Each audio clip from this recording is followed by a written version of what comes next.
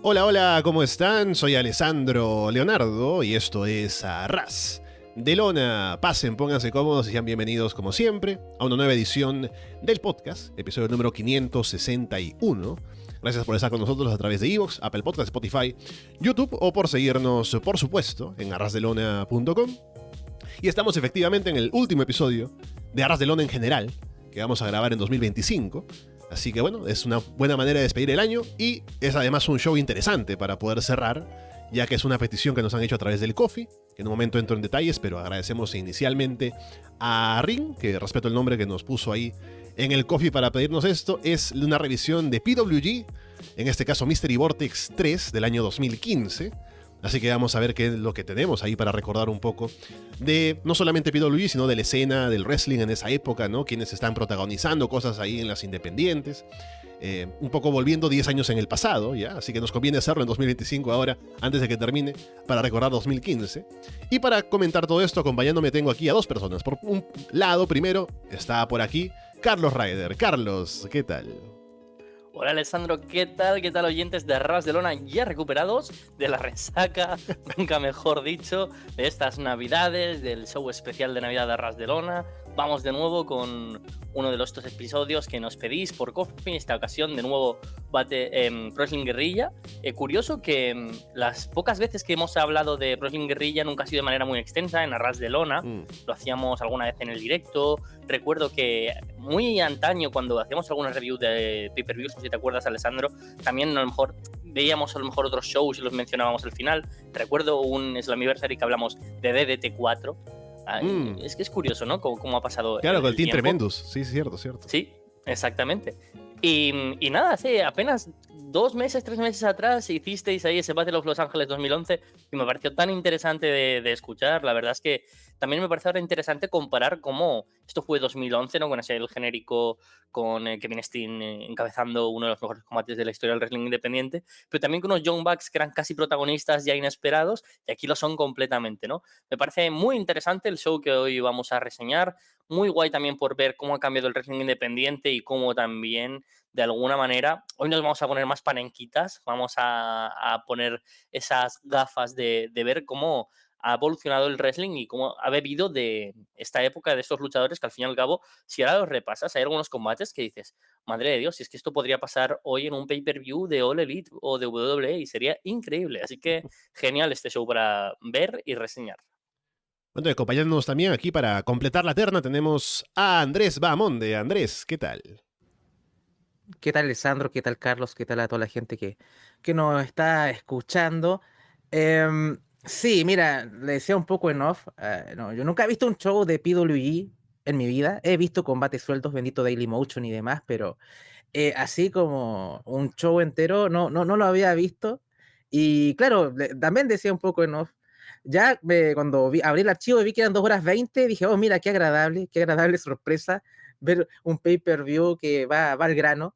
Eh, Así que no, a mí me encantó en general, es un show que raya bastante en lo alto. También como ahí le escuchaba a Carlos, mucha gente ahora está en las empresas del duopolio, ¿no? O sea, teniendo mayor o menor éxito. Así que bueno, es divertido hacer los contrastes como del antes y el ahora. Así que bueno, eso también va a estar divertido comentarlo. Bueno, también hubo ahí una sorpresa que no me esperaba, me pilló con la baja guardia ahí en el público, que ahí lo comentaremos también. Bueno, agradecer nuevamente a Ring por hacer la petición a través del Ko-fi y si nos quieren apoyar de igual manera, pedirnos algún show para comentar y además colaborar con el podcast, está el enlace de Ko-fi en la descripción del video, lo encuentran en arrasdelona.com.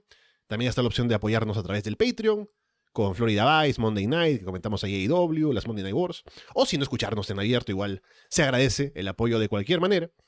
Así que bueno, vamos con lo que fue este PWG Mystery Vortex 3, empezando con Johnny Gargano contra Tommaso Ciampa. Se van al llaveo al inicio, están muy igualados, Ciampa le ofrece la mano a Gargano, lo ataca a traición. Ciampa sienta a Gargano en el público y corre para tumbarlo con un rodillazo a la cara. Gargano le aplica un tornado DDT a Ciampa directamente sobre el público. Compiten por un suplex hasta que Gargano lo aplica. Gargano aplica el One Heart Beat DDT, que es como se llama en WWE, que no era su finisher en ese entonces todavía. Van revirtiendo intentos de encajar una llave a la cabeza. Ciampa aplica un Ray Red Crash en el filo del ring. Gargano salta en el spear desde el filo hacia adentro. Está bastante lejos, así que no iba a llegar al spear. Ciampa lo recibe con un rodillazo y remata con Project Ciampa, pero cuenta en dos. Ciampa va por un rodillazo otra vez. Gargano le atrapa la pierna para llevárselo en un STF con agarre de Gargano Escape. Ciampa sale de ahí. Intercambian varios golpes. Ciampa aplica otro Project Ciampa, un suplex frontal que termina en rodillazo y otro Project Ciampa más para llevarse la victoria. Puf, es que lo has resumido muy brevemente, pero por medio de... ¡Guau! ¡Guau! Para empezar, quería reseñar lo increíble que era Pro Wrestling Guerrilla como concepto en aquella época, con su público en Reseda, posiblemente el mejor público que ha habido en la historia del wrestling para mí, mejor que el de CW, que es como el otro, ¿no? Que siempre está ahí como en la terna de cuál es el mejor público de la historia. Era increíble cómo vivían y cómo entendían el concepto de Pro Wrestling Guerrilla. Yo creo que había mucho fan de PWG que no era fan del wrestling. Les gustaba lo loco que era todo allí, y este Gargano contra Ciampa es buen ejemplo de ello.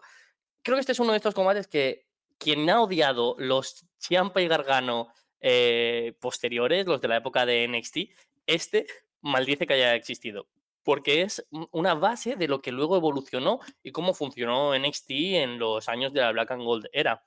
Para mí, este combate es una barbaridad. Para mí es muy bueno. O sea, el nivel de intensidad, el ritmo, los spots, los reversals, cómo acaba el combate y dices, ha pasado tantas cosas que no recuerdo nada, solo golpe, golpe, golpe, transición, transición, secuencia, secuencia. Esto tiene cosas buenas y cosas malas. Desde lo malo, para mí, y entiendo la mayor crítica, que es, no puede ser que no se venda nada. Es que no se vende ni un move. O sea, muere alguien y al segundo vuelve a hacer una triple pirueta con una super kick. O sea, el vender no existe. Pero en parte entiendo que da igual, porque el nivel de intensidad, meter al público tan dentro de una secuencia tras otra, o sea, no acaba siendo tanto una historia sobre el ring, que eso creo que en otros combates que tenemos en el show sí que sucede más, sino como una secuencia de secuencias en el que cada strike, cada golpe te va a hacer meterte con más emoción de a ver quién sobrevive. O sea, creo que tiene más de combate, por ejemplo, de boxeo en ese estilo que de wrestling, pese a que la pena es que no vendas nada. Creo que podría tener un poco más de emoción en ese aspecto. Pero, sin embargo, como la emoción se consigue a través de grandes spots, me parece muy, muy interesante. Es un nivel de psicología diferente al que acabaron adaptando al final de NXT, cuando justo fueron a lo contrario, que eran combates en los que no paraban de hablar, que yo decía, que se callen ya, que se callen, que se callen. Era una psicología de ahora vamos a contarte una mega historia de cómo me traicionaste y cómo fui traicionado, te traicioné, y como soy Tommaso Ciampa voy a picarme hasta cuando pego al aire, que eso me parece maravilloso que naciera aquí. O sea, hay varios combates, el de Roddy y el de Hiro, que yo creo que en algún momento se llegan a picar moves que fallan, lo cual es maravilloso. Pero me pareció muy interesante cómo funcionó este combate, me pareció el opener perfecto, el público estuvo súper a tope y yo sinceramente me alegro de haber revisto esto porque no lo recordaba en absoluto. Y creo que buen ejemplo de lo que Gargano y Ciampa eran capaces de hacer lejos de este nuevo modelo de wrestling que han tenido que adaptar más al formato WWE.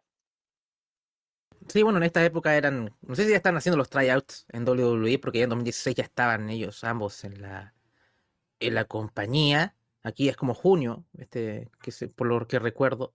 Sí, justo lo vi ahora porque tenía curiosidad, porque Excalibur cuando empieza el combate dice, estos tipos se conocen muy bien, ¿no? Yo decía, bueno, no debe ser que hayan luchado tantas veces entre ellos o que sean equipo ni nada, ¿no? Según veo, Luchaban en Tag and Evolve, ¿no? al menos en Cage Match solamente salen habiendo luchado entre ellos unas 3 veces anteriormente a este combate. Y luego recién Ujú. empiezan a hacer equipo en el Dusty Rhodes Testing Classic de ese mismo año, ¿no? Un par de meses después. Pero no eran equipo, no eran amigos tan cercanos antes de entrar a WWE. Cuando se van juntos a WWE es cuando ya pues, esa relación un poco personalmente empieza a crecer más. Bueno, viendo el combate, para agregar, me parece que más allá bueno, la falta de selling y todo, al final cuando llegas ahí en un show de estas características sin demasiado detrás, simplemente quieres ver cómo la acción es, funciona muy bien como un opener, como ir al Spot Fest. Y ahí se ve también la química que tienen entre ambos, que uno puede ser muy crítico de algunos combates de ellos o ya hay cosas externas del booking y no me quiero también detener demasiado en toda la época de NXT porque si no estaríamos 10 minutos más hablando, pero por lo menos ellos siempre han tenido muy buena química, tanto como equipo como rivales y siempre se ha mostrado incluso hasta los combates menos inspirados que han tenido. No voy a centrarme en el último que fue cinematográfico, incluso que ya es difícil ya juzgarlo. Eso ya es otro animal muy diferente.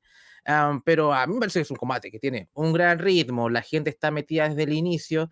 Siento que incluso desde el comienzo del combate tú ves a Champa más over y después cómo va pasando los minutos y cómo se va elevando el combate en intensidad, vemos cómo Gargano empieza como a ganar más el apoyo del público, así que creo que por lo menos es un combate que por lo menos disfruté bastante, vi mucho, disfruté bastante bien, así que no muchas quejas, quizá creo que en otro contexto, en otra compañía, cuando si pusiéramos storylines detrás o hubiera una construcción a algo, podría ser más crítico con aspectos más básicos y elementales de lo que es un combate, pero me parece que acá en este contexto funciona bastante bien.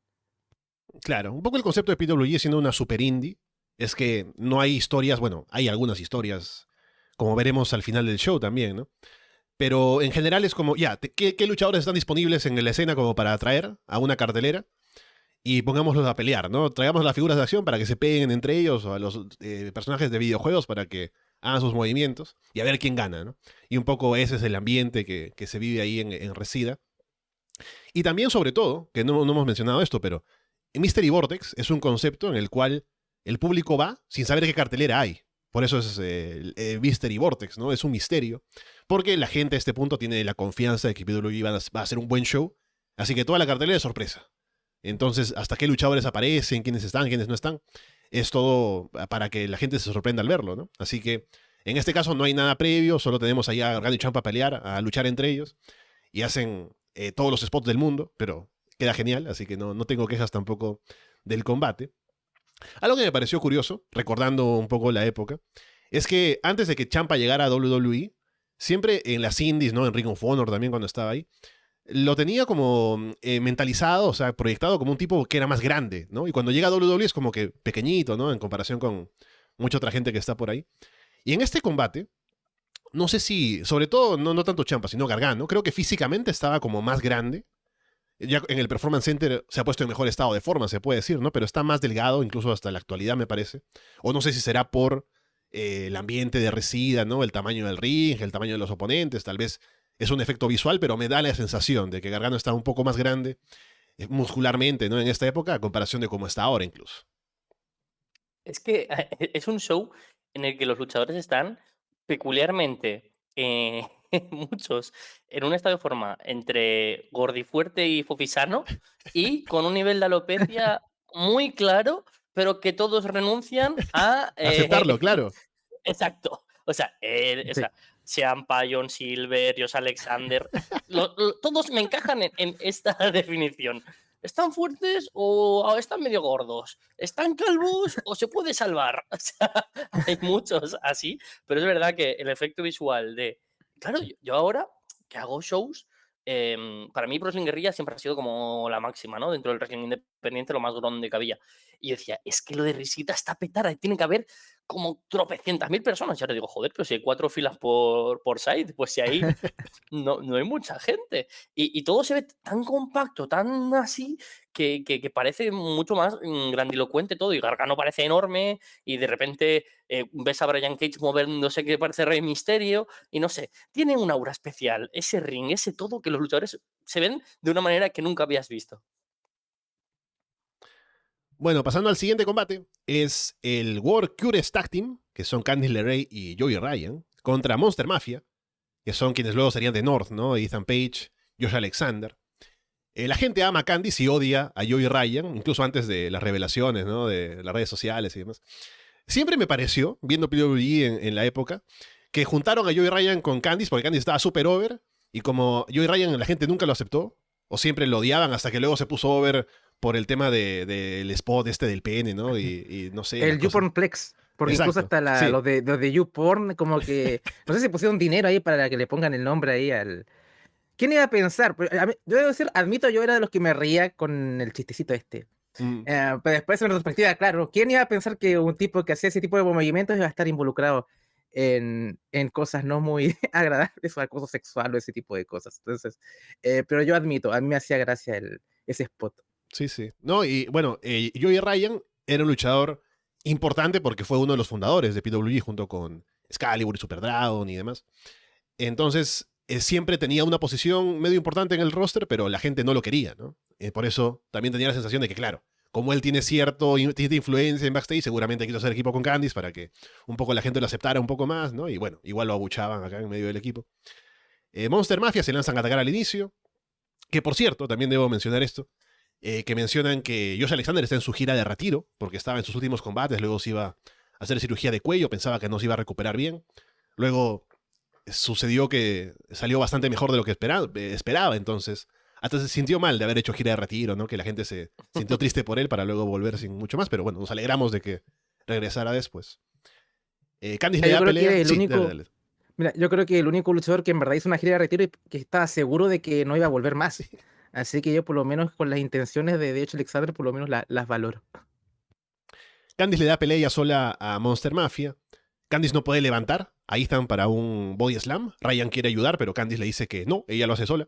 Se sujeta el pelo hacia arriba y le aplica el body slam a Ethan. Ryan levanta a Candice sobre sus hombros para usarla como arma. Ethan los tumba con una bicycle kick. Monster Mafia dominan a Ryan.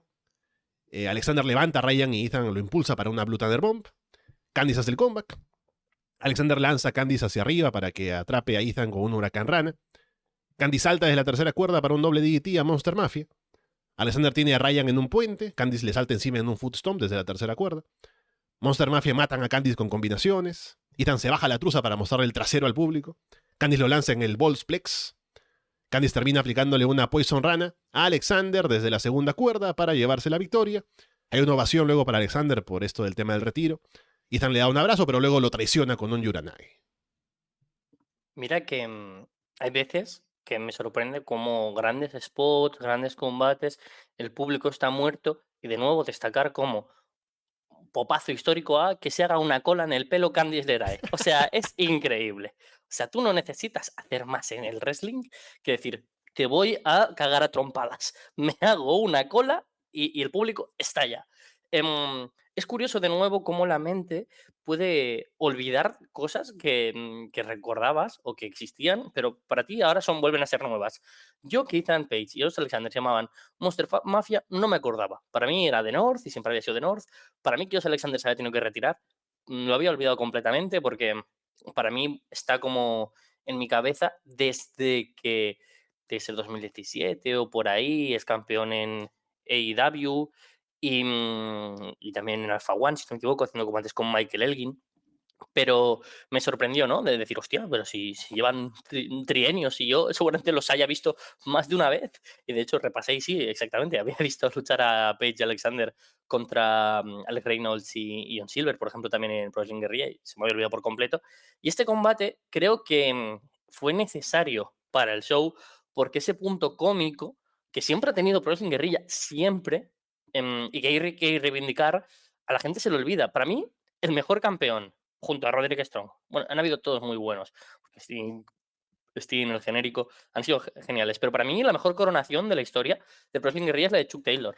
Para mí Chuck Taylor fue, Chucky T, impresionante. Esa fue una victoria universal y colectiva. Y el Comedy Wrestling ganó entonces. Y que estuvieran aquí, este combate añadiendo ese tono un poco más, no sé, como disparatado dentro del combate, me pareció importante también para ahora reseñar, decir, hostia, en un show donde ha habido tan buen wrestling tiene que existir esto. Obviamente, para el panenquita gafas que ve Wrestling Guerrilla ahora para poder decir, qué bueno era este combate de no sé quién contra no sé cuántos, pues no, este combate no le va a gustar. Pero a mí me pareció entretenido, tuve momentos de reírme, momentos de tomármelo menos en serio. No es un combate para nada de disfrutar, de decir qué calidad de in-ring como los que hemos tenido en este show, pero para mí fue un buen recuerdo el decir Candice LeRae y Joey Ryan me encantaban. Ese combate contra los Young Bucks es uno de mis combates por parejas favorito de todos los tiempos. Es verdad que Candice tiraba mucho más del carro, pero Joey Ryan creo que por momentos supo ganarse al público y lo consiguió a través de Candice, como bien decía Alessandro, pero funcionaban muy bien como tag. Y aquí, aunque sea con esta historia para luego hacer Ethan Page todavía más heel, luego en comentarios está estupendo Ethan Page, ya sabíamos que Ethan iba a ser una estrella, pese a que ahora también, ¿no? Dentro de físico tremendo, ahora gordísimo en 2015, eso no acompañaba. Y ahora pues creo que tanto Josh como Ethan Page son completamente estrellas, de los mejores del mundo, y me alegra ver esa evolución que han tenido. Sí, a mí el combate sin ser la gran maravilla creo que cumple la función y sobre todo vienes de un opener igual más o menos fuerte, acá algo más distendido, creo que un Ethan Page bastante protagonista generando hit, creo que siento que es como el que más funciona en lo que hace que el combate funcione y además también está el remate del post-match con él. Me vio con la guardia baja todo esto En Chile le hicimos eso de mostrar el culo, el cara pálida, le decimos eso, de mostrar. Y yo no me esperaba, porque hace el teaser de que lo va a hacer, dije, ya, bueno, no lo va a hacer, y lo hizo, así que bueno. Después le sacó una foto al culo de Ethan Page y se lo envía a Paulina, porque lamentablemente ahí no me acompañó a ver este show. Y bueno, y acá fue donde me di cuenta que estaba Sofía Vergara en el público. Y se lo decía un poco a Carlos en off, porque como el archivo, esto es un DVD ripiado lo que vimos, y claro, esto es como 440p, lo máximo de calidad, entonces tú lo ves como una televisión de 50 pulgadas y digo, ¿será Sofía Vergara o no? Parece que sí. Y claro, de ahí lo googleé y estuvo ahí, hay una foto bastante famosa de Sofía Vergara en el show. Así que bueno, y durante todo el show me preguntaba, después de que me di cuenta, ¿qué pensará Sofía Vergara de esto, no? Entonces, hay ciertos spots más adelante que digo, Dios, ¿qué pensará esta mujer? Pero qué show al que le tocó coincidir esta mujer, así que fue una sorpresa aquello. Así que no, o sea, fue un combate sin demasiados highlights, pero por lo menos creo que todo lo básico, y sobre todo aquí destaco a Ethan Page con el hit que estaba generando. Me imagino que Josh Alexander también, con problemas bastante serios al cuello, tampoco daba para hacer algo un poco más, así que tampoco sentí que haya destacado mucho. No sé tampoco cuál era el nivel de él también en esa época también. Ahí cuando está sin los problemas, no he visto combates antiguos de Alexander, pero por lo menos creo que, aunque comillas tú puedes tachar de esto como el peor combate del show, no fue malo, simplemente fue como, mira, un poco simpático y ya. Y también un bonito momento ahí con la despedida de hecho Alexander, de ahí cerrado, claro, con Ethan Page siendo Ethan Page, para ahí aumentar un poco más el hit. Y bueno, casi todos han tenido, bueno, quitando a Joe Ryan, han tenido carreras exitosas, así que bueno, todos están como una de las compañías del duopolio, ¿no? En AEW o en WWE, y han tenido carreras que han sido buenas, claro. Uno podría esperar, bueno, Candice puede hacer X, Y, Z o más, pero siempre por ahí está con tiempo en pantalla, ha tenido protagonismo tal vez a la sombra de otras luchadoras, pero ha tenido una carrera y ha dado muy buenos combates, en particular en su run en NXT, así que no diría que es un negativo en absoluto. El presente de de todo menos yo y Ryan, que no hace mucho trataron de hacer un show de regreso, es un momento y que fracasó estrepitosamente, así que bueno, el, no voy a decir que me apena Joey Ryan, lamentablemente, pero bueno, gente como él o como Velvet in Dream han intentado tratar de volver acá al wrestling y siempre ha sido de manera infructuosa, así que bueno, creo que la gente, hay cosas que tiene memoria muy corta y hay otras cosas que para nada. Sí, el combate estuvo divertido. Recordaba de Monster Mafia, que me parecía un equipo interesante porque tenían varias combinaciones. hacían varias cosas diferentes a otros equipos. Y me gustaba verlos.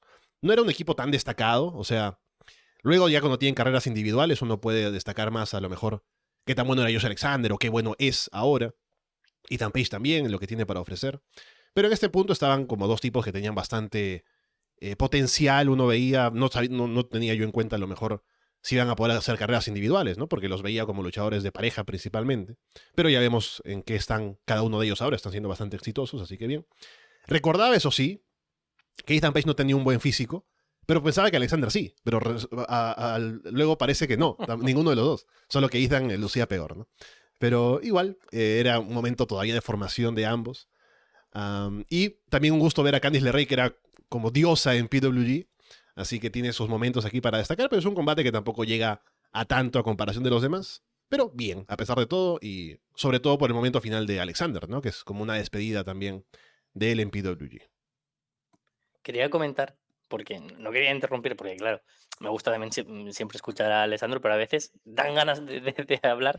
Y justo lo de Joey Ryan, cuando intentó regresar, es que intentó regresar dando pena, que recuerdo perfectamente Portland Wrestling, que era una foto como en blanco y negro, así como de él de perfil, luego otra foto, la antigua suya, como con el chupa chups, y ponía exiliado del deporte que amaba en 2020, Joey Ryan ha vuelto a nacer. Y es como, hijo de puta, ¿cómo? ¿Cómo que exiliado del wrestling que ama? ¿Sabes? Como, ¿Exiliado el por qué? pobre. ¿En qué parte está la Claro, explicación de por qué lo exiliaron, ¿no? es como, no nos cabe, lo ponemos en el copy, ¿vale? En el diseño no nos cabe, pero tiene que estar por lo que sea. Guau, guau, increíble. Es como, yo imagino yo qué sé, al señor que en el COVID lo pasó muy mal y se despertó de un coma en 2025 y dijo, ah, Joey Ryan, me gustaba cuando hacía lo del... Esto estaba bien, era divertido. Pobrecito, ¿no? Exiliado, ¿eh? Exiliado. La palabra exiliado, o sea, la gente que ha vivido no sé, las mayores dictaduras del mundo, la gente que por guerras han tenido que irse a otros países, y Joey Ryan, igual de víctimas. Un desterrado. Bueno, sigamos con el show. Tenemos Big Music contra Timothy Thatcher. Van al llaveo al inicio, Thatcher saca ventaja. Thatcher lastima los brazos, los dedos, Biff lo detiene con una dura bofetada. Biff se saca a Thatcher de encima con un German suplex.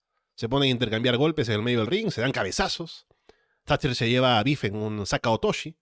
Biff revierte para aplicar el Bulldog Choke. Thatcher se levanta, Biff se lo lleva en el Saka Otoshi y encaja el Bulldog para someter y llevarse la victoria en un combate cortito, pero bastante intenso. Me ha dado pena a mí ver este combate. Me ha dado pena porque ha sido como, ¿en qué estrella estarán? ¿No? ¿Sabes? El meme ahora de moda, el de... del tío en la discoteca. ¿Sabes? Como podría ser perfectamente recordar esta etapa de Big Music, de Timothy Thatcher, y cómo, como bien diría Kenny Omega, recibir la cesta final de año de WWE, pues cambió su carrera por completo. Viendo cómo todos ahora han transgredido, muchos de ellos en verdaderas estrellas, ¿no? Como comentábamos, Ciampa y Gargano siendo dos de los protagonistas de la mejor etapa de NXT, Alexander siendo el campeón más longevo de la historia de TNA y también junto a Ethan Page por parejas.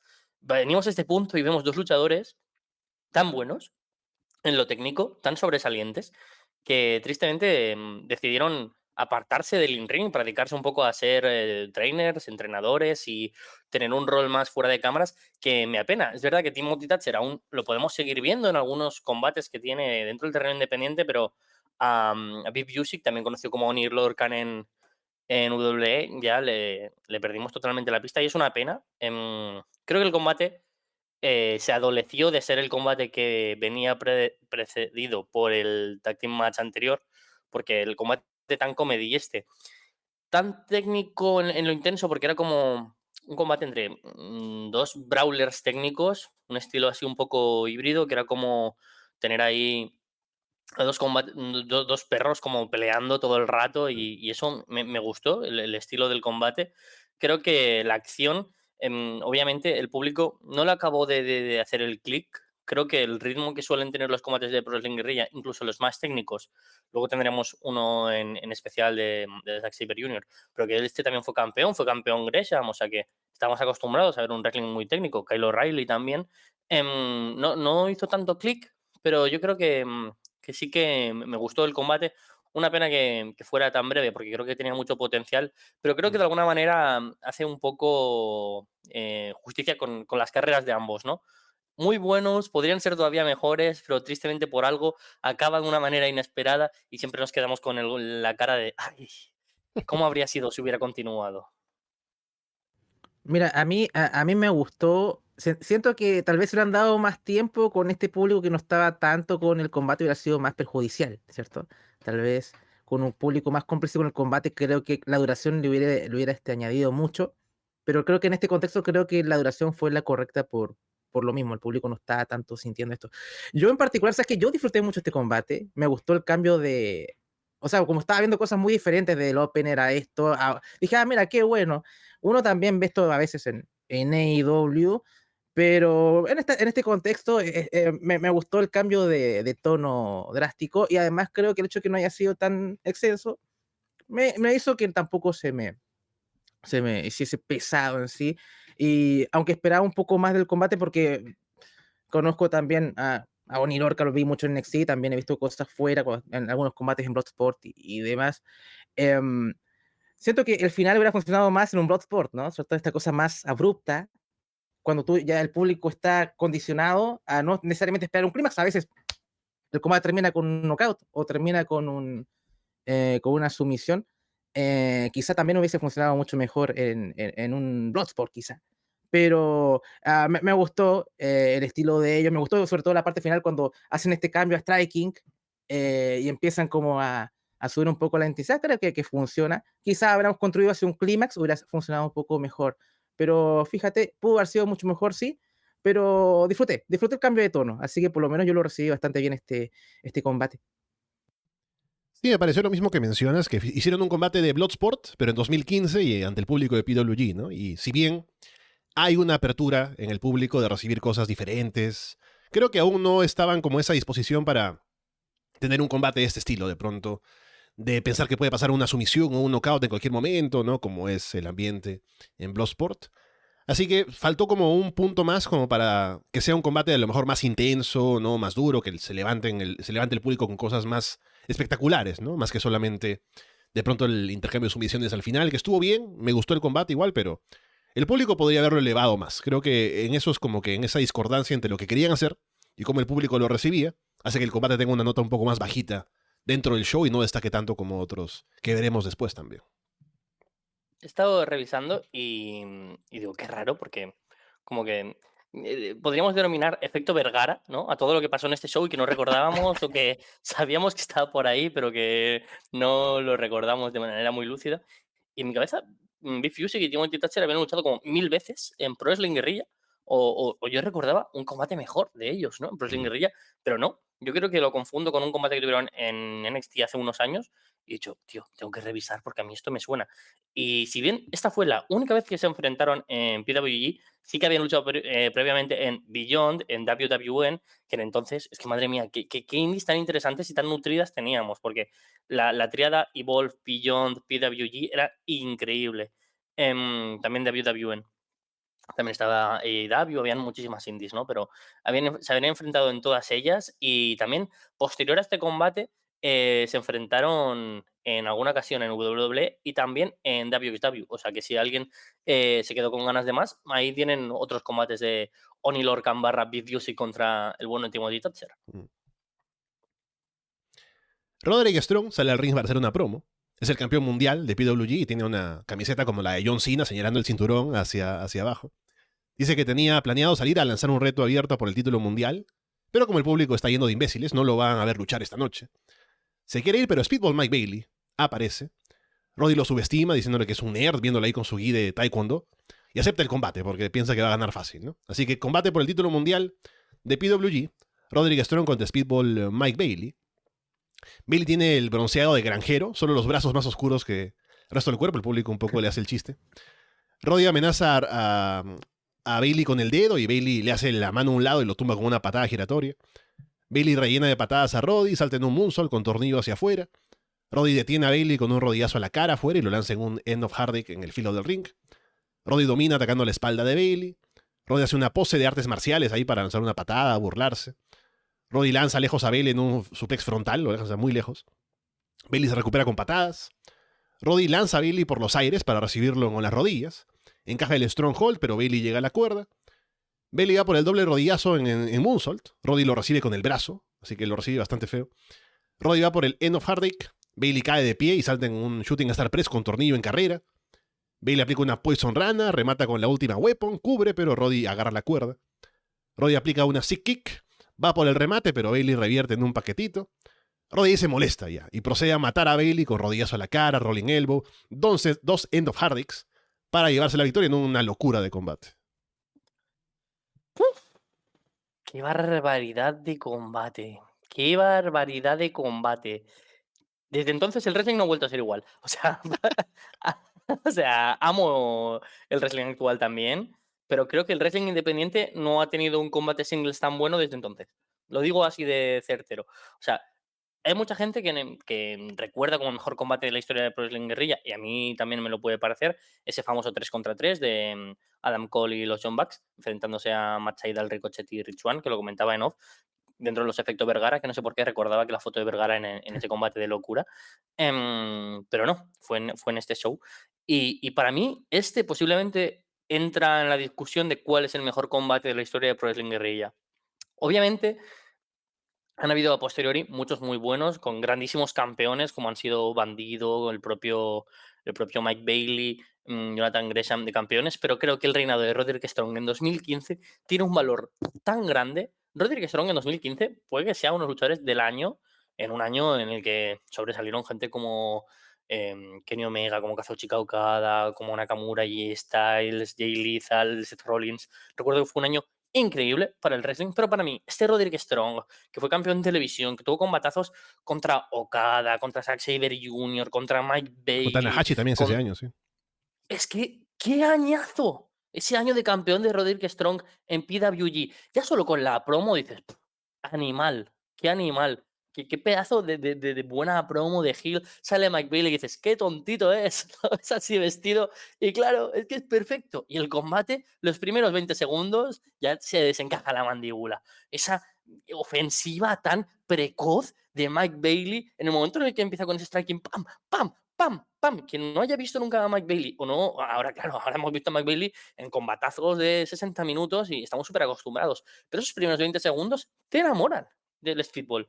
O sea, y creo que el combate es una demostración de la capacidad de lo que el wrestling puede ser. O sea, cómo puede ser algo tan sencillo, porque el combate es muy sencillo, pero cómo te mete tan dentro, el público está súper dentro, pero el Roderick Strong super heel de no puedo más, te voy a matar, Bailey saliendo de ahí, siendo inteligente, me parece que es un combate redondo de inicio a final, creo que posiblemente este año he visto muchos combates muy buenos, por supuesto, pero creo que unos combates que ahora que cierra el año digo, joder, qué alegría haber visto. Me ha parecido muy, muy, muy bueno. Me cuesta ahora desgranarlo porque lo recuerdo como un todo en el que me ha encantado lo bien que han colisionado ambos luchadores en el ring. Creo que Roderick Strong a veces se nos olvida lo bueno que es. Y por suerte ahora, tanto él como Kyle O'Reilly este 2025 en All Elite han de nuevo cogido cierta carrerilla y nos han recordado los luchadores que fueron precisamente en esta época. Así que para mí, Dios santo, qué locura de combate. Quien no lo haya visto tiene que correr ya a verlo. Sí, totalmente. El mejor combate del show. También hay un grandísimo Chris Hero contra Zack Sabre Jr. Pero, o sea, este es un shock de adrenalina puro. Incluso ya lo hablabas, Carlos, un poco. Ya el arranque con Bailey que avasalla a Strong y quedas como, wow, no, aquí va.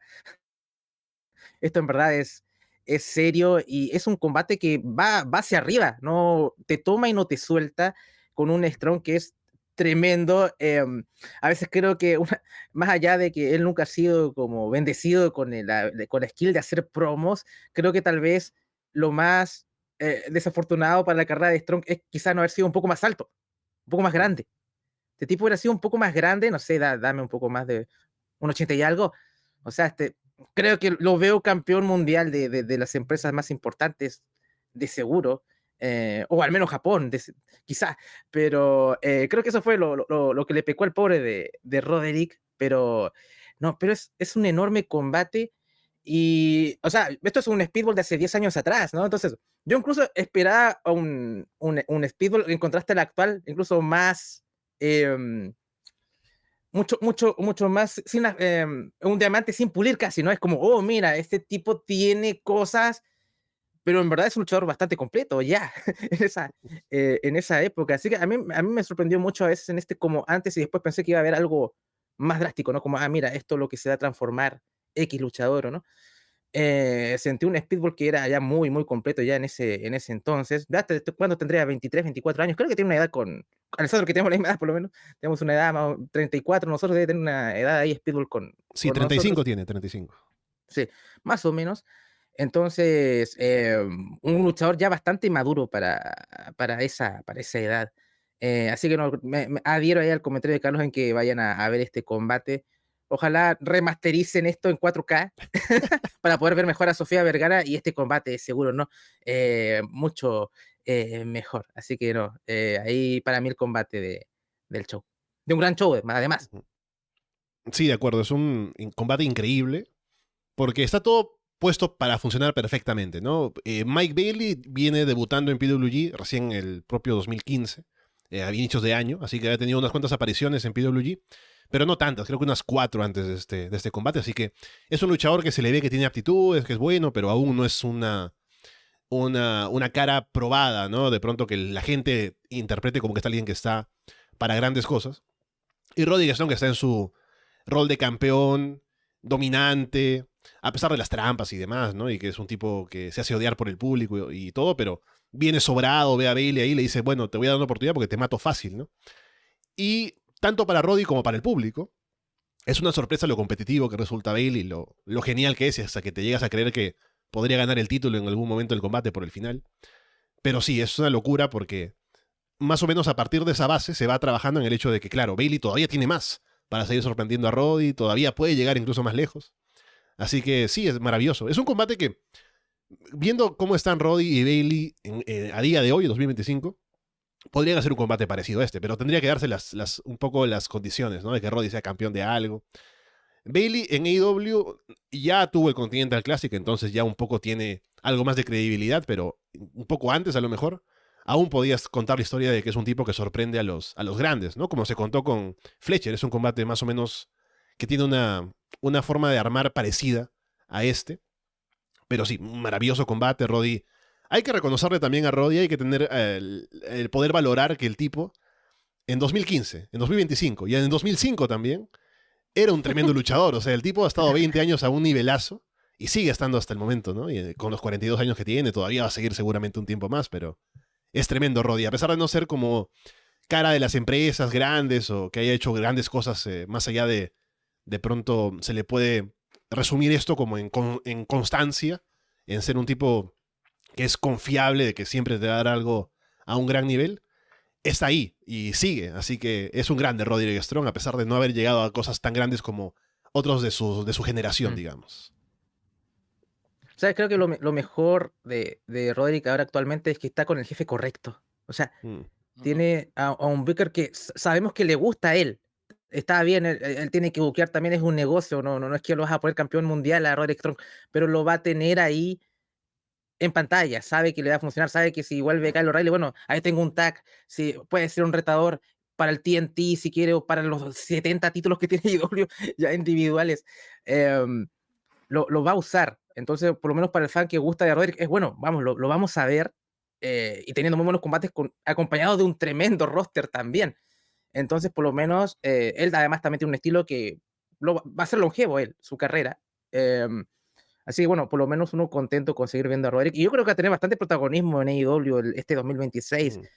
Aunque sea con Kyle ahí conglomerando, hay una historia con él ahí presente, latente siempre en los semanales. Así que por lo menos yo creo que los fans de Strong pueden estar contentos con lo que está haciendo, por lo menos AEW. Creo que tiene mucho por hacer aún. Ojalá se atrevan a dar en el gatillo y hacer ese Marina Shafir contra Roderick Strong, que sería increíble. Seguramente sería un Sí, gran estamos combate. ahí en la violencia intrafamiliar, algo vimos un poquito en el pay-per-view. Sí. Vamos a ver cómo evoluciona, cómo manejan los combates intergéneros. All Elite Wrestling no creo que vayan full PWG con eso. Pero claro, podrían explorar un poco más, sería divertido. O quizá, claro, o probar más con eso en Ring of Honor, quizá, ¿no? O sea, tal vez no lo quiero poner tanto en televisión o mis pay-per-views. Tengo Ring of Honor que tal vez es más desapercibido, puedo hacer algo, cosas más experimentales. Creo que eso también le hace falta a Tony Khan, a ver a Ring of Honor como, ¿sabes qué? Experimentemos cosas, probemos cosas aquí y a ver qué puede salir. Y creo que lo ha hecho, creo que nunca lo ha hecho. Me Mm. podría traer a decir, siento que tiene esa ventaja de tener Ring of Honor y podemos hacer cosas. Y sabes que si la cagamos, ¿qué importa? ¿No? O sea, no pasa nada. Es que se nota que Tony Khan es fan de esta época que estamos reseñando y de la previa, porque tú ves esta cartelera y dices, joder, todos los que no están en WWE, sin contar también Joey Ryan, y a excepción de Lee Everett, todos son parte, bueno, y Zack Sabre Jr., pero cuando ha podido también, son parte de All Elite. Algunos con una posición más alta, otros menos, pero se nota que él sigue siendo un enamorado de Roderick Strong, que sigue siendo un enamorado de los Young Bucks, ¿no? En ese aspecto, o que Chris Hero es uno de los producers principales. Entonces, se nota que All Elite bebe mucho de esta época, de este Roddy, de este Bailey, y sí, como decís, es verdad que alegra poder ver a Roderick Strong así. Bailey todavía tiene mucho por hacer, pero piensas que este combate, dos que ha tenido este año muy buenos, como el de Kyle Fletcher hace apenas unas semanas, que posiblemente sea el combate de su carrera, pero es que dices, joder, me cuesta quedarme con uno, porque el de Kyle Fletcher, este de aquí, el de Osprey en Hard to Kill, si no me equivoco. No, en Man for Glory, perdón. Y el de Josh Alexander, dices tú, es que esos son combates perfectos. O sea que Mike Bailey, sin ser nunca será, tristemente, el luchador del año, pero siempre podría serlo. Mm.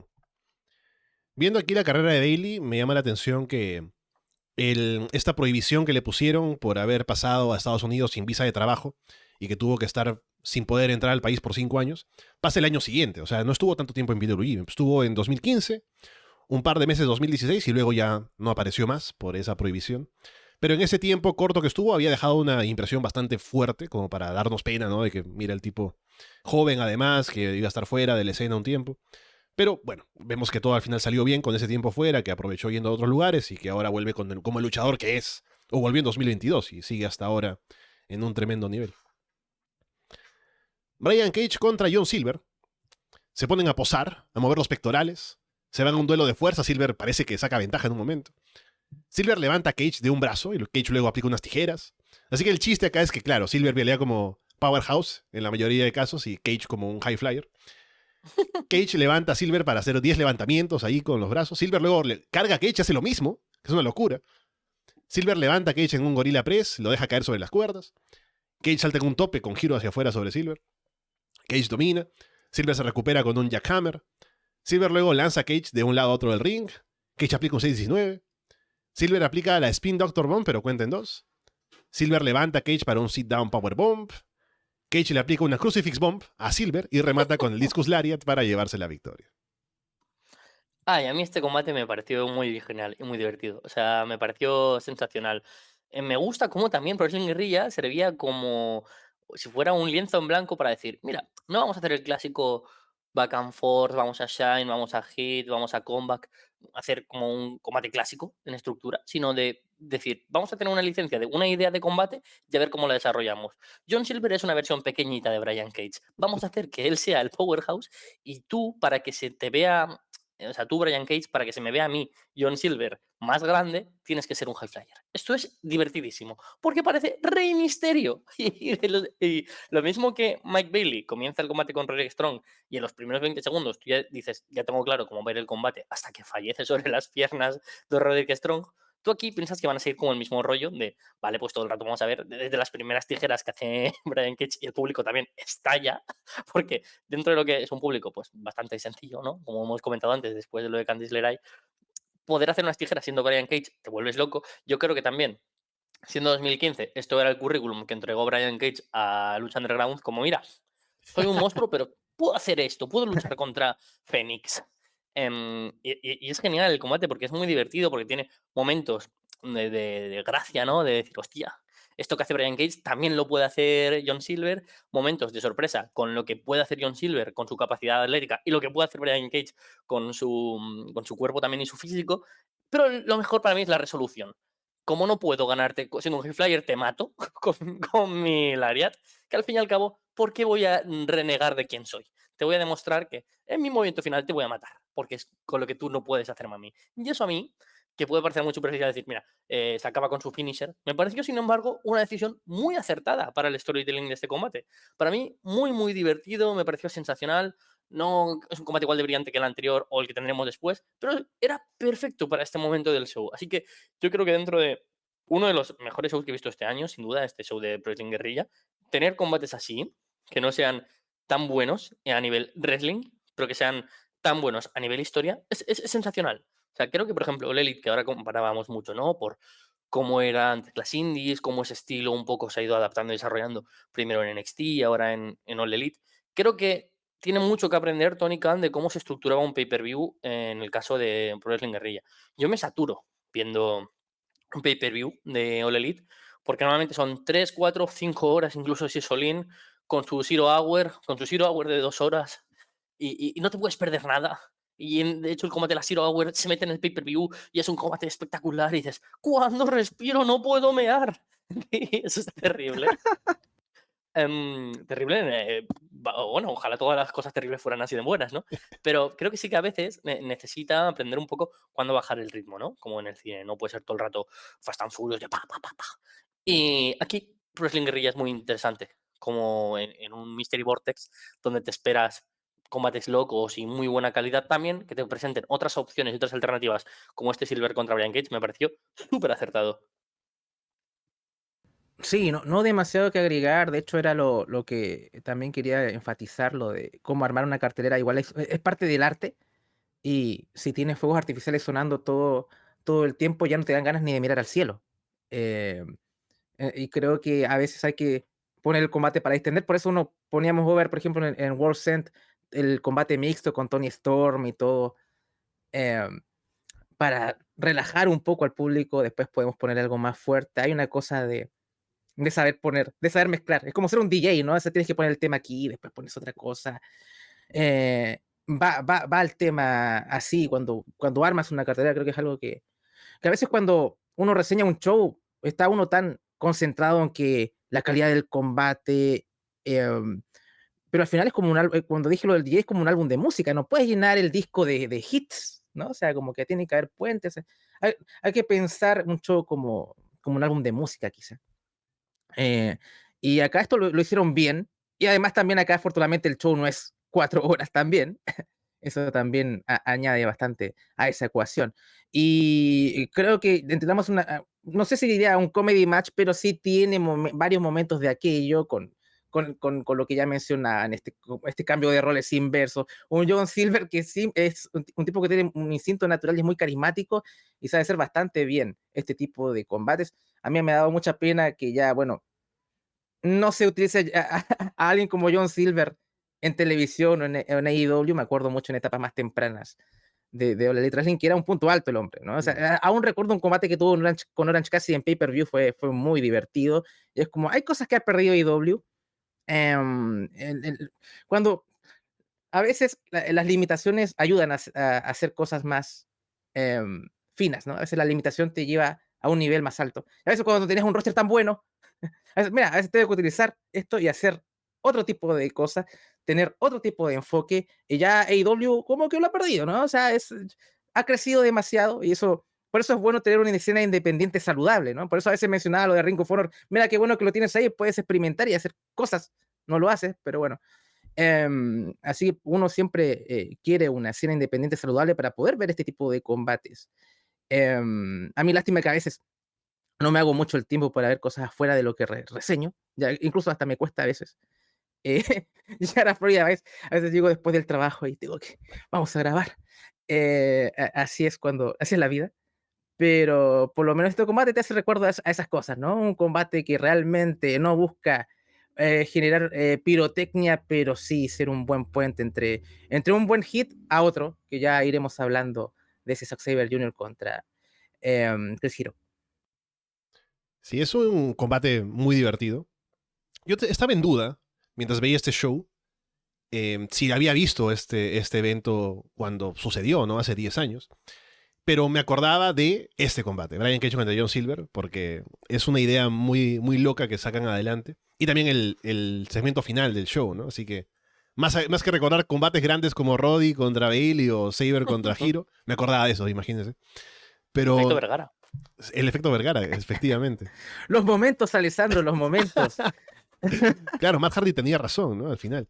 Eh, Hablando de este combate, me parece genial la idea porque, claro, durante sus combates, ¿no? De cada uno, Brian Cage es un tipo enorme, pero siempre impresiona porque es alguien que también puede hacer cosas así como de high flyers, ¿no? Y que hace lo que uno no espera.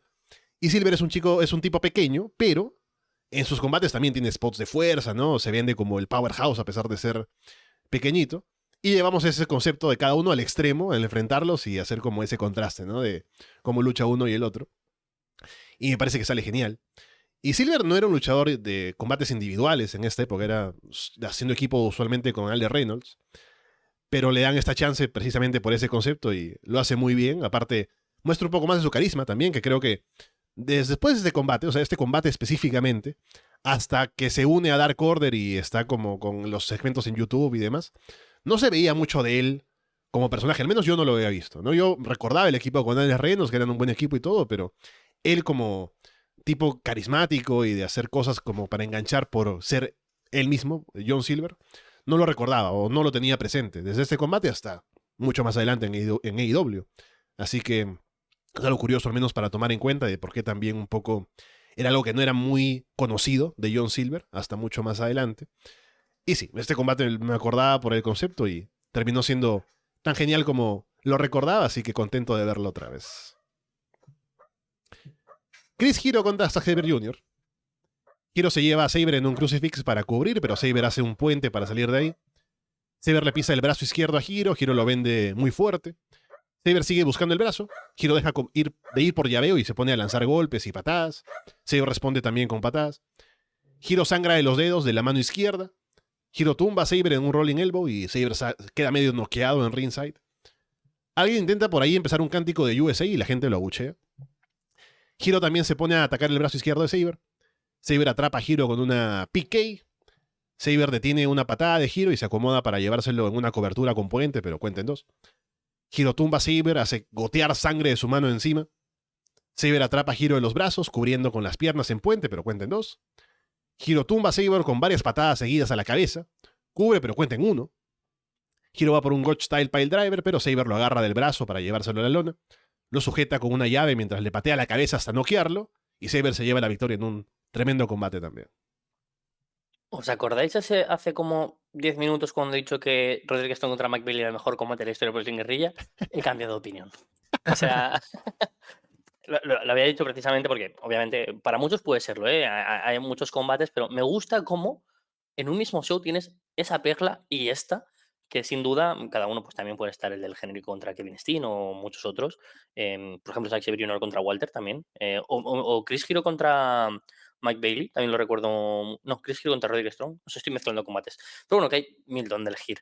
Pero que en este show tengamos dos tan buenos hace que en Ring te quiera muchísimo por haber dado aquí esta oportunidad para que a través de Coffee podamos reseñar Pros en Guerrilla. Ahora que yo estoy sin puesto fijo de qué reseñar con mi guerra abierta a TNA, si queréis que reseñe más shows de Pros en Guerrilla, a tope. Yo estoy contentísimo. Mucho que decir de este combate. Primero, no sé si sabíais, Andrés y Alessandro, que Chris Hero ese mismo día se había pillado el dedo de la mano con el coche y por eso todo el storytelling del combate del dedo era real.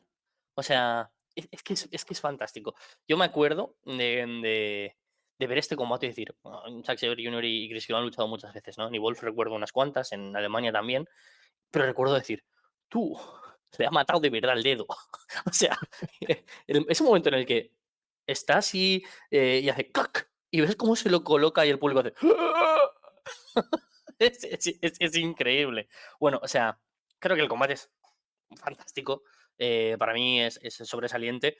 Otro 10, sinceramente, porque creo que jugar sobre el papel esta lesión real para como Zack Sabre Jr., que siempre sus mejores combates es cuando tiene un luchador que le domina o parece que le puede dominar y él acaba tomando el control gracias al llaveo.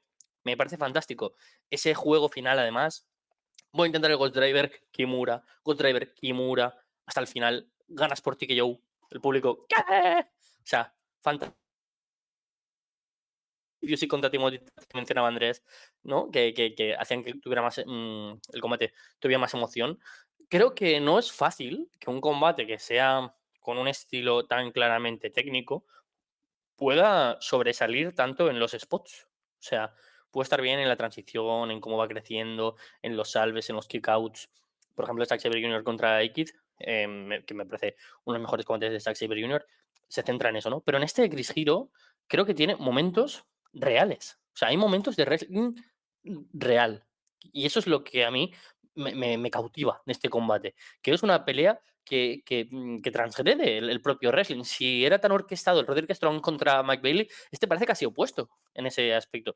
Me gustó mucho, fue un combate de detalles, de giros, de lo técnico. La verdad es que creo que el final es brutal. Ese Fujiwara, que el público ya sabe que va a ganar porque por fin lo acaba sometiendo, pero cómo es casi visceral el cogerle de los dos brazos, patearle. Ese momento, tío, si no te pone eso de pie en la silla, no se tiene sangre. O sea, qué brutalidad. Me pareció espectacular. O sea, espectacular. Un combate que, de nuevo, define lo que ha sido el wrestling a día de hoy. Como ese estilo más físico, que se mezcla con lo técnico, como hay luchadores que se han atrevido a hacerlo, porque yo recuerdo pues de aquella época, pues, obviamente pues, a Chris Hero y a Claudio Castagnoli, también a otros cuantos que tenían como esa capacidad de en Pro Wrestling Guerrilla hacer combates que se salían un poco del Spotfest, ¿no? Que eran también lo habitual. Pero ya aquí este Zack Sabre Jr., que de alguna manera unía lo mejor del Bryan Danielson más técnico con esa manera de articular los combates de Roderick Strong. Y eso era genial tenerlo en Pro Wrestling Guerrilla. Y la verdad es que creo que combates como este son los que te hacen hacer callo como aficionado, decir, si existe wrestling así, independiente, quiero seguir viéndolo. Porque para mí este combate es otro 10 absoluto. Sí, es un enorme combate. Yo me quedo un poquito más con el de Strong, con Bailey, porque sentí que tal vez lo he hecho unos pocos minutos menos, tal vez hecho un poquito más corto. Sí, que lo sentí un poquito largo, pero es un enorme combate. Y como tú bien decías, Carlos, los contrastes entre los dos grandes, de las dos grandes luchas en la cartelera es bastante grande en estilos. O sea, aquí es mucho más cerebral. Bueno, además hay más técnico, obviamente, por el nivel de ambos, o sea, el estilo de ambos. Y bueno, creo que los spots funcionan más en este combate. Hay la diferencia física, creo que ayuda mucho a que cuando Hiro te hace el frena las ofensivas de Sabre Jr., creo que genera una impresión en el público, ¿no? Aquí es un poco el combate de Thatcher siempre se me decir Norcan, Music, pero sí. es más una meseta, ¿no? O sea, siento que es eso.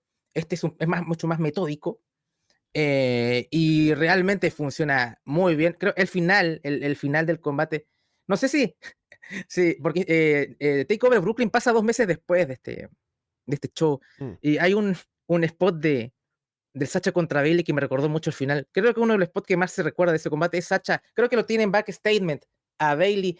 Y bueno, aquí creo que Sabre Jr. golpea la nuca con Ujú. el Sí, con las pie. patadas.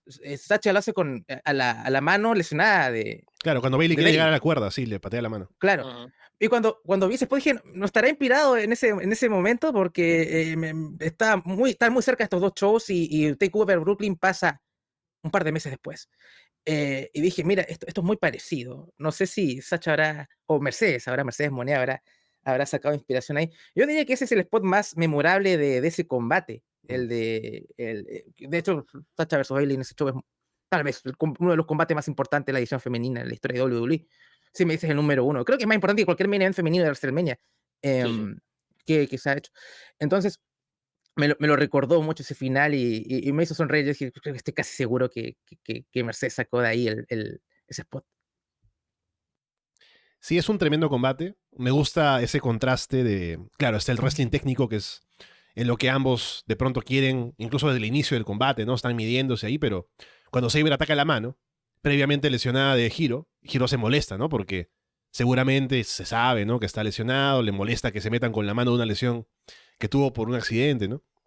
Y sube la intensidad y se pone a soltar golpes y patadas y demás. Y como que Saber también va aumentando la intensidad, ¿no? O sea, va por las llaves, pero también luego, llevando hasta el momento final en que le patea la cabeza, también saca las patadas, saca los golpes duros.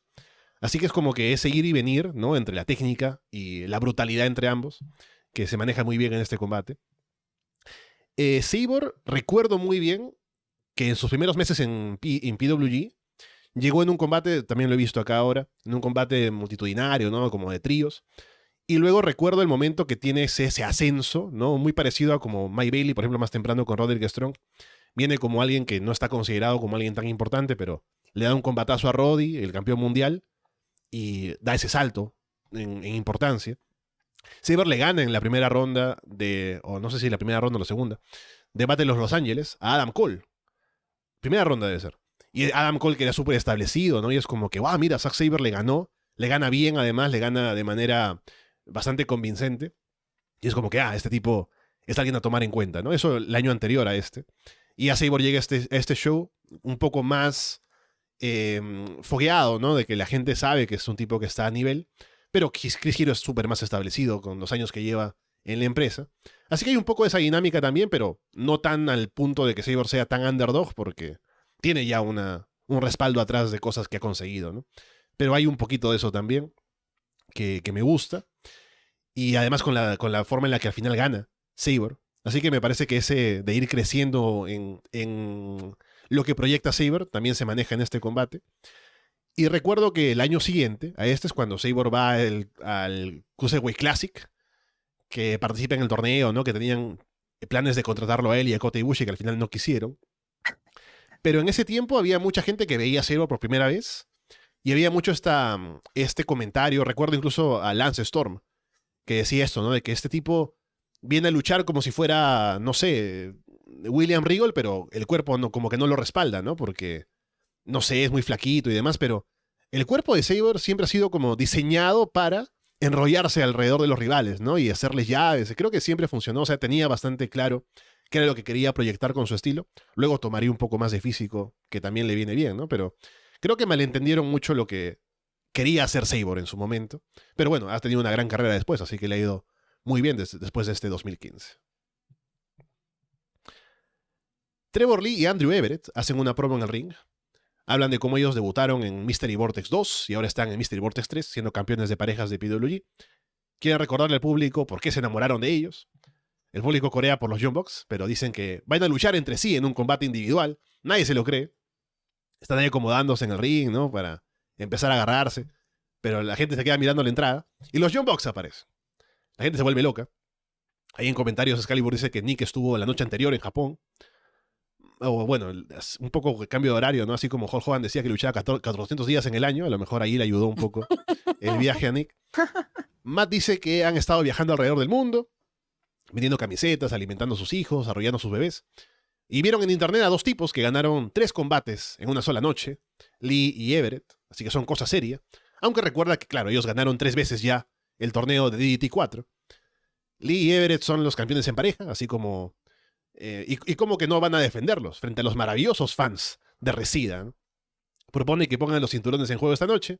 ¿Qué opinan de eso, maricones? Lee y Everett responden, saltando en topes sobre los Bucks afuera, así que se arma el combate. Lee y Everett contra los Bucks por el título de parejas. Everett hace tantas volteretas hacia atrás que termina tocando con los pies la cuerda. Los Bucks se combinan y toman el control. Lanzan a Lee y Everett en un doble powerbomb sobre el filo del ring. Nick se pone a repartir sockets. Los Bucks dominan a Everett. Everett derriba a los Bucks con una doble pele kick y le da el taja a Lee para el comeback. Lee salta en un moonsault desde la tercera cuerda sobre los Bucks afuera. Everett luego salta en un shooting star press de la tercera también y cae de pie. Lee y Everett se combinan bien, los Bucks también hacen lo suyo. Nick patea el poste por accidente, se lastima el pie derecho. Everett da por otra doble pele kick, pero los Bucks lo interceptan con doble super kick. Lee salta en un moonsault desde la esquina, lo interceptan también con doble super kick. Matt le aplica un package pile driver a Lee con super kick de Nick. Everett le aplica un 630 a Matt. Cubre, pero Nick saca al referee del ring. Rick Knox, que es el referee, le reclama a Nick. Nick lo tumba con una super kick. Lee le aplica un orange crash a Matt, pero de pronto aparece Roderick Strong para tumbar a Lee con una sick kick. Los Bucks rematan a Lee con el Missile Driver, llega otro referee para contar, y los Bucks se llevan la victoria. Wow, o sea, primero el wrestling y luego el storytelling. El combate me hizo pensar en lo lobotomizados que estábamos en esta época, porque me cansó un poco el abuso del Sakit y eso que hemos vivido épocas del Sakit, el Too Sweet y las Super Kicks cada un minuto. O sea, era como, habían 3 botones en la consola de los John Bucks y le daban un botón a otro y a spamear emotes, ¿no? Que dicen ahora en el Fornite. Y aquí el Sakit es abusivo. Creo que el combate no destaca demasiado en un show con 2 combates posiblemente candidatos a lo mejor de la historia de la compañía y además sabiendo que los John Bucks también han tenido otros mucho mejores en Pro Wrestling Guerrilla, pero siempre es un gusto ver un combate de esta época de los hermanos Jackson con el ritmo habitual que tenían en la empresa de Los Ángeles. La verdad es que además tener a Lee y a Everett delante es agradable, son 2 luchadores que en esta época estaban destacando en la X Division de TNA. Lo recuerdo con bastante claridad. Yo siempre he sido muy fan de Trevor Lee y la verdad es que me sorprende que tanto Lee como Andrew Everett no estén ahora Mm. teniendo mucho recorrido en el wrestling. Ya no te digo solo en las grandes empresas, en el duopolio que siempre menciona Andrés, sino que no haya un hueco para ellos en TNA o más allá de donde, por suerte, gracias a Dios, existe a día de hoy para mí la independiente más interesante, con permiso de según qué momentos de GCW, que ha sido Deadlock, que tristemente también ha cerrado y eso también es un buen momento para recordar cómo hay que apoyar el wrestling independiente, que es de donde han nacido todos los luchadores que amamos, en algún momento han tenido que pasar por ahí, o la gran mayoría. Y es una pena que independientes que apuestan por ese estilo de wrestling, pues estos luchadores que ahora queremos tanto, y en el caso de Deadlock, por ejemplo, gente que ahora nos encanta como Gibbon Evans, anteriormente Jay Malachi, nacieron en Pro Wrestling, en Deadlock, perdón, Pro Wrestling, y también ahí es donde Andrew Everett y Trevor Lee han tenido espacio para luchar más allá de algunos shows de AEW en Chicago. Y es una pena, porque creo que los dos son jóvenes, no creo que superen los 30 y pocos años todavía. Recuerdo que eran muy jóvenes en esta etapa. Y sí que es verdad que aunque en el caso de Andrew Everett, sobre todo creo que es un luchador corto de moveset, como que da la sensación de que hace solo Frank Steiners, ranas y poco más. Shooting A Star veces creo Press, ya que está. sí, exacto. Yo solo recuerdo sus moves de Andrew Everett, en sus buenos combates y los malos. Siempre intenta esas cosas. Trevor Lee creo que sí que en la época de NXT también se puede desarrollar un poco como wrestler y es más visual. Creo que es un luchador que apetece más de ver. Sí que me gustaría que tuvieran espacio. Pese a ello, el combate me gusta cómo se desarrolla como un combate habitual, como comentaba, de Pro Wrestling Guerrilla de los Young Bucks, hasta que pegan una super kick al árbitro y haces. O sea, barren al árbitro y hacen una super kick a Rick Knox también. Y dices, uy, esto no es muy face por tu parte. Aparece Roderick Strong y haces, ¿qué? De repente, ahí, ese rodillazo de Roddy, final sucio, ganan los John Bucks los títulos y es como, eh, en cuestión de segundos, me has hecho un turno tan inesperado que aún no lo acabo de digerir. Pero con lo que sucede después, ya uno se vuelve completamente tarumba. Sí, o sea, fue un combate que fue divertido. Es básicamente esa plantilla de un combate de los Young Bucks que va a un alto pacing. También lo que más me llamó la atención fue lo que dijiste, Carlos, ese abuso del Sacket. ¿Será que uno ya está más viejo? A lo mejor, bueno, el contexto histórico a lo mejor no se estaban ahí. Me imagino que la parodia un poco al establishment, ¿no? Un poco al DX y todo eso. Y claro, ahora estamos desfasados. eh, pero ya uno se siente como esos que criticaban a los jóvenes, ¿no? Ya de a poco como a medida que pasan los tiempos, pero bueno, es hijo de su tiempo es como ver una película de parodia ahora, ¿no? O sea, es como dije, ¿qué estará pensando Sofía Vergara? Eso es lo que era mi mente se trasladaba y decía, mira, un montón de tipos ahí coreando socket, socket, socket, socket, y de hecho justo en ese momento donde más spamean el town, puedo ver a Sofía Vergara, lamentablemente, como el archivo está a 444p, no pude ver exactamente la expresión de Sofía, pero no creo que estuviese muy contenta. Ya, pero más allá de eso, em, fue bueno ver a Trevor Lee. A Everett lo he visto poco, recuerdo incluso haberlo visto un poco en AEW por ahí, Sí, estuvo de algún Joveron show alguna vez y no hizo sí, mucho. sí, entonces tampoco me dejó una impresión muy grande, pero bueno, era muy fan de Cameron Grimes en NXT. Era un tipo que entendía bastante bien lo que es, ¿cómo se llama? ¿Cómo podríamos decirlo? Ser un wrestler televisivo. Creo que creció mucho ahí en NXT y creo que también Trevor Lee fue de los, creo que fue un tipo muy inteligente porque no se lanzó, ya me fui de WWE y voy directo a All Elite Wrestling o Ring of Honor ahí, que me imagino que eventualmente puede que llegue ese día, pero tratar de generar sus propios, generar su nombre, ¿no? Que en promociones independientes, ya mencionabas a DPW, que había escuchado que estaba haciendo un muy buen trabajo allí. Em, y me dio mucha pena porque he escuchado muy buenas cosas de esa empresa, que no sé si cerró exactamente o por lo menos pausó actividades de manera indefinida.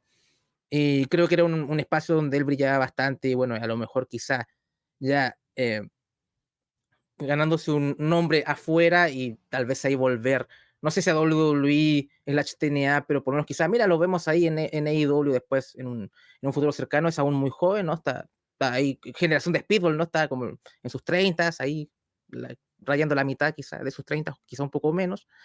Y aquí se le ve bien también. Em, Me parece un main event correcto. Em, Tal vez no fuese esa epicidad, tal vez me hubiera gustado ver un combate de los Young Bucks a 10 años atrás con algo más de cuerpo y decir, ah, mira, hacer una comparación mucho más acertada con los Young Bucks actuales, que ahora están en una muy buena forma física. De hecho, incluso creo que visualmente creo que es como se ven mucho mejor, incluso ahora. Están más tonificados, una cosa visual, pero obviamente 10 años no pasan en vano, así que tal vez ver un combate con mayor duración y verlos a un ritmo alto, constante, hubiera estado bueno para hacer una comparación más cercana, que han tenido muy buen 2025, los Young Bucks también han tenido muy buenos Mm. combates también en All Elite Wrestling. Hubiera sido divertido hacer una comparación mucho más genuina, pero por lo menos el combate fue funcional, y además también veníamos de este combate que también muy exigente que tuvimos con Hiro y Sexy Bear Jr. Así que creo que al final fue una buena forma de cerrar y ya hablaríamos del post-match, ya eh, más centrado después del comentario de Alessandro del combate mismo. Sí, estuvo divertido, al menos para cerrar el show. El problema un poco es que no se siente tan grande porque la gente está con los Bucks, o sea, quieren ver a los Bucks. Y si bien Everett y Lee eran un buen equipo y hacían cosas interesantes también, creo que la magnitud de lo que son los Young Bucks un poco los opacan, aunque durante el combate creo que también se ganan al público con las cosas que van haciendo, ¿no? Y lucen bien en todo. Así que tal vez eso no es que sea tan complicado o tan negativo para ellos, pero a fin de cuentas creo que la gente quería que los Bucks ganaran y que estuvieran ahí, hicieran sus cosas y poco más. Así que el combate tampoco no crece mucho más de eso. Una pena también pensar en cómo está Trevor Lee ahora. Bueno, el hecho de que no haya llegado a mucho más, aunque todavía es joven, ¿no? Así que tiene cosas todavía que posiblemente pueda hacer. Pero sí, yo recuerdo cuando hablábamos de NXT en los shows, él era mi ejemplo, ¿no? De que, ¿cómo voy yo a ser alguien que me involucre con querer ver NXT y que me ponga contento con gente que se pone over ahí como Trevor Lee si al final no van a hacer nada con él, ¿no? Porque Cameron Grimes llegó a ser un tipo importante, hacía cosas que me gustaba ver y eventualmente lo llevaron a SmackDown, pero no hicieron nada con él. O sea, ¿cómo NXT me sirve como show si la gente que sale de ahí, bueno, en su momento, ¿no? Ahora es un poco diferente. Pero si la gente que sale de ahí luego no hace nada en el roster principal, es como invierto mi entusiasmo en gente que al final no saben qué hacer con ellos, ¿no? En WWE. Pero sí, una pena que lo bien que habían hecho el trabajo con y él mismo, ¿no? El propio Trevor Lee, en NXT no llegó a hacer mucho más en WWE. Pero al menos acá está en un buen momento, siendo campeón, haciendo equipo con Everett. Que curiosamente vi que en el último show de DPW, en el aniversario, tuvieron un combate en el que ellos estaban, bueno, no haciendo equipo, pero enfrentados en equipos opuestos, ¿no? Así que luchando entre ellos, curiosamente, ahora que estamos revisando este show también, que eran campeones de pareja. Pero sí, buen combate al final, sin ser súper destacado, además con los combates que hemos visto y el nivelazo que hemos tenido en combates de más temprano en el show. Pero bien para cerrar. Y un turn de los Bucks que un poco se veía venir. Bueno, lo digo también viéndolo hacia atrás, ¿no? Pero en la promo inicial que dice, sí, esta hermosa gente del público, cuando Excalibur se ríe también, como que, ¿cuándo han dicho eso los Bucks, no? Pero bueno, aquí haciendo un poco eso, esa aproximación.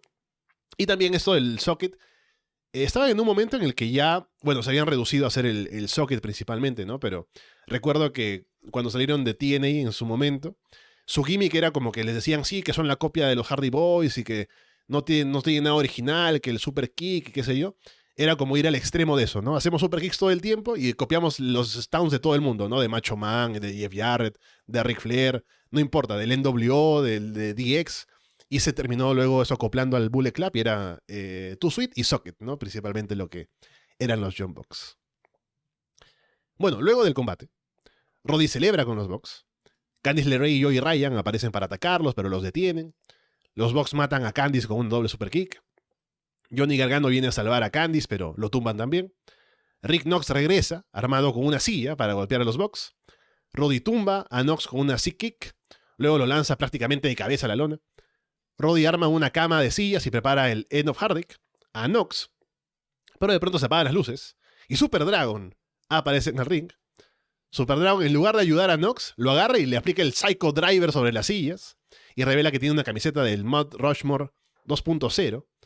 Super Dragon luego le aplica el Psycho Driver a Candice. Excalibur se acerca al ring para reclamarle a Super Dragon lo que está haciendo. Super Dragon lo tumba de un golpe y le aplica el Curve Stomp, previa doble super kick de los Bucks. Psycho Drivers para Lee y Ebre también. El público se debate entre cánticos de 2.0, o show del año, o abucheos, o cánticos de Super Dragon. Beef Music llega a encarar a Super Dragon. Se come una doble super kick. Mike Bailey llega luego, lo matan también. Roddy hace una promo en el ring. Super Dragon cubre a Trevor Lee con un paquetito. Los Bucks hacen la cuenta, ¿no? De 3. Y Roddy dice que son el nuevo y mejorado Mount Rushmore, ¿no? Que el anterior eran los Bucks con Adam Cole y Kevin Steen. Y ahora tenemos la nueva versión, con Roddy y con Super Dragon. Me dio la nostalgia, ¿eh? Me dio la nostalgia fuerte este momento. Lo veo y entre unas, me pasa como al público, entre sonrisa, entre lágrima, entre emoción, entre enfado. ¿Por qué ya no puedo tener esto? ¿Por qué? ¿Por qué la salud, el COVID, el tiempo, las indies, las majors nos han quitado esto? Yo lo amaba, ya no está. Qué locura de final, qué locura de final. O sea, Turnhill, guapísimo, el público está ahí como un poco entre. Es que me turboflipan, pero les tengo que odiar porque son los Heels. Que una cosa bonita que siempre he tenido en Wrestling Guerrillas, que la figura del Heel y el Face se transgredía bastante, ¿no? A lo mejor tú salías de Face y acabas siendo Heel ese combate, o en el caso de pues Gargano o Ciampa, en el desarrollo del combate se hace como más evidente. Hay luchadores que simplemente venga un buen combate, ¿no? Y a ver quién apoyo recibe el público y ahí otorga un rol que se define más en el transcurso del combate. A lo mejor el hit acaba siendo de quien no debe. Es muy interesante, ¿no? Con Hero contra Zack Sabre Jr. es un buen ejemplo también. Pero aquí, con estos claramente heels, pasa un momento muy cinematográfico, en el mejor sentido de la palabra, de emoción, giros, quién aparece. O sea, cuando van apareciendo ahí los faces, los van derrotando y aparece por fin como el final boss, ¿no? Aparece Super Dragon y dices, ¡guau! Ahora sí, final perfecto, los faces. Y es Gil, y se une a ellos, y es brutal. O sea, tú en el momento en el que Rick Knox coge una silla, tú dices, ya no puede ser esto mejor. Y a los 2 minutos sale el puto Super Dragon. Y haces, ¿qué? Los cojones en el suelo. Al segundo se hace Gil. Yo ya me muero, me muero, vamos. Yo creo que estoy viendo esto en directo en Resida y yo, dentro de esas jarras enormes que tenían de cerveza, que no hemos comentado, que gracias a Dios viva el reto y una cerveza, una de esas cojo y me la tiro por encima y hago ¡ah! ¿Qué momento más emocionante. Y van apareciendo y dices Big Music y dices, han construido todo esto para hacer ahora Big Music como el que los destrona. No, Mike Bailey, claro, tampoco. O sea, genial, genial. Qué momento, qué final. Yo entiendo los que están gritando lo de show del año, porque tienes el mejor wrestling técnico del año, tienes un combate espectacular, tienes diversión, tienes sorpresas, tienes storytelling, tienes la reformulación del equipo más interesante, quizás con los Super Smash Bros, que a mí me parece de lo mejor que ha habido en la historia de Pro Wrestling Guerrilla. Y ese final tan impactante, qué emoción, o sea, brutal, brutal. Para mí, dentro del efecto Vergara, de esto que recordaba, lo recordaba guay, ¿no? Que recordaba que Super Dragon hizo el Turn Heel, pero no lo recordaba tan interesante con cuando aparece Candice, cuando aparece Gargano, cuando aparece Mike Bailey. Me pareció brutal. O sea, es difícil hacer un mejor cierre de show. Sí, a mí me pareció muy gracioso toda esta bajo poder cognitivo de todo el mundo de golpe. O sea, como que todos vienen de a uno. Me sorprendió mucho lo de Knox ahí con la silla, mira, hasta el referee está asqueado con lo que está pasando y todos van cayendo, pero todos de a uno. Me pareció casi una rutina cómica, pero en el mejor de los sentidos, tengo que decir. Y claro, otra vez volvió a mi mente esa pregunta, ¿qué estará pensando Sofía Vergara? ¿No? O sea, pues creo que el marido la habrá llevado para allá, no creo que, oh, mira, vamos a ver PWG, amor, no siento así. Después cuando le dicen que los DVD salen como cada 6 meses o 6 meses después del show, a lo mejor ahí ya no le dijo, ya, bueno, ¿para qué vamos a seguir viendo esto? Qué lástima. Pero bueno, no, para mí me pareció un maravilloso cierre del show. Claramente, em, no sé cuánto era la periodicidad de shows y además ya entra de nuevo el tema de cuando estos shows circulaban para el público, entonces como es, es un poco complicado involucrarte así como con las historias, es como, ¿sabes qué? Ya vi un gran show, ya será cuando llegue el otro, ¿no? Entonces ya te desconectas y vuelves como a meterte otra vez. Y no es que esta gente te haga video package, ¿no? O sea, como que a lo mejor ni, no hay un cuentacuentos ahí que te narre todo como un, que estaría bueno también antes del show. Tampoco lo hay, pero te deja arriba, por lo menos este final. Eso pero después piensas en la práctica, claro, no es que tengas un seguimiento instantáneo, es como, bueno, a no ser que estés en Resida, quizá, bueno, el que vive para allá, genial, bien por ti, ¿no? Pero es un poco eso con PWG de seguro, pero bueno, por lo menos me pareció un magnífico show. Y es bueno a veces que la gente haga ver cosas buenas. Y está bien que siempre a veces es mucho más divertido, ya estemos alcoholizados, recibimos algo horrible, hablamos de cemento ahí, polver. No, ahora ya algo un poco más, más satisfactorio. Así que bueno, además estoy agradecido que me toquen cosas más únicas, ¿no? Porque recibíamos la vez pasada, esta misma eterna, lo de NXT, por Sí, sí. ejemplo, ¿no? Entonces, algo como PWG no es algo que se reseñe en Arras de Lona todos los días y cuando ha sido, generalmente ha sido por gracias al coffee.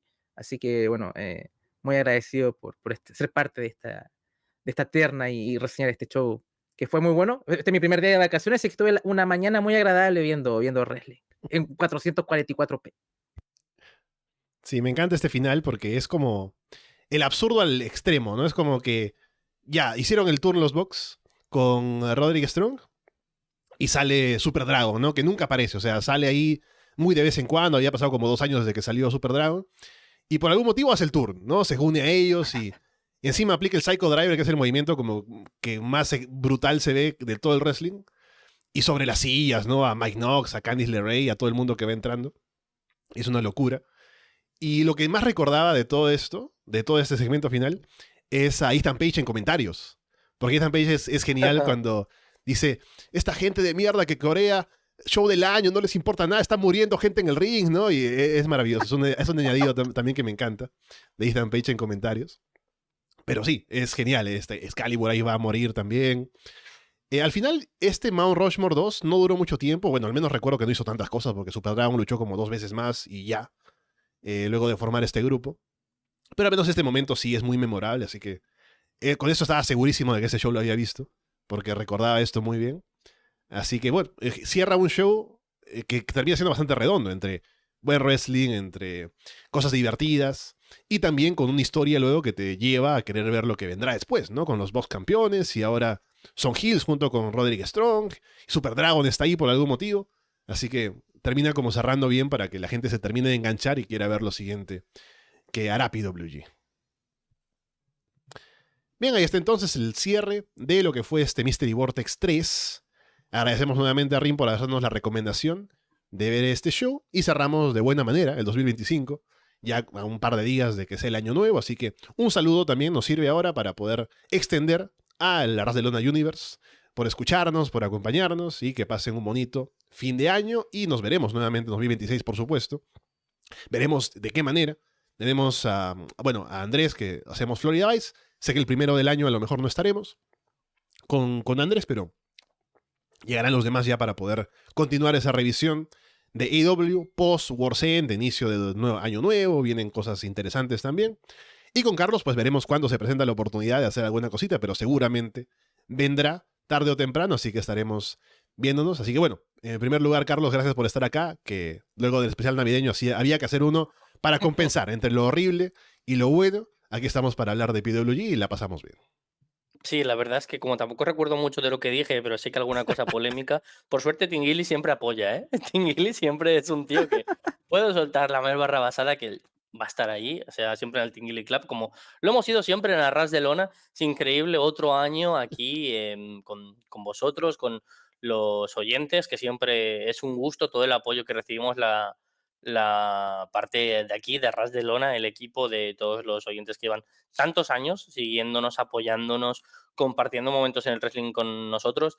La verdad es que muchas gracias a todos los que a través de Coffee hacen estas peticiones. Es muy divertido. En este último trimestre he estado viendo NXT, he estado viendo Breaking Rights, he visto Pro Wrestling Guerrilla, o sea, cosas que hacía años que no veía y la verdad es que si no fuera por los oyentes de Ras de Lona, son cosas que vivirían en el recuerdo y es genial poder revivirlas con vosotros, con los oyentes, o sea que me alegro un montón. Nos vemos muy, muy pronto, seguro, con más cosas para reseñar. Algo se nos ocurrirá a nosotros o a vosotros, los oyentes, y aprovecho, como decía Alessandro, para extenderme y dar unas felices fiestas, un feliz año a todos. Espero que 2026 sea todavía mejor que 2025 y nos vemos muy pronto.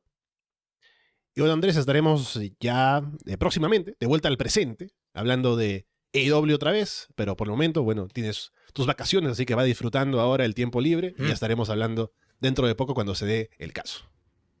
Sí, este fue mi último día laboral, comillas, pero en verdad se sintió como el primer día de vacaciones porque fue un gran show y lo pasé bastante bien haciendo el programa acá con ustedes. Bueno, pasaron 3 años, Carlos, para hacer un show del uno al otro, ahora ya pasaron un mes o dos, así que mira, gracias a la magia del coffee. Descuento el especial de navideño, awards o cosas así, ¿no? Me refiero como la terna esta. Así que fue también entretenido hacer otro programa con ustedes. Agradecer a la gente también, a Rin, que nos pidió acá para reseñar este show. Así que bueno, también me sumo al llamado de Carlos de desearles felices fiestas. Así que hayan tenido una buena Navidad y un próspero año nuevo. Espero no subir tanto de peso. Acá sí que se come en el sur de Chile. O sea, es como un holocausto de corderos. O sea, no se lo imaginan lo que se come cordero acá y queda el cordero para también el fin de año. Es terrible. Así que bueno, puede que nos veamos unos kilos más allá en el camino. Eh, Así que eso simplemente, como bien dijiste, Alessandro, nos veremos inmediatamente en Florida Vice, pero de seguro la semana siguiente.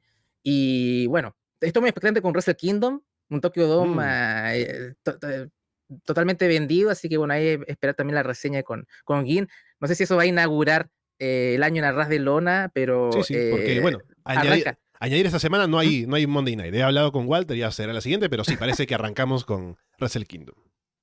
Entonces arranca fuerte el año con un show que realmente es muy interesante porque creo que es un show bisagra para New Japan. Y bueno, y la gente va a comparar retiros, así que empiece el morbo también. Goldberg mejor retiro, porque le cortaron el discurso.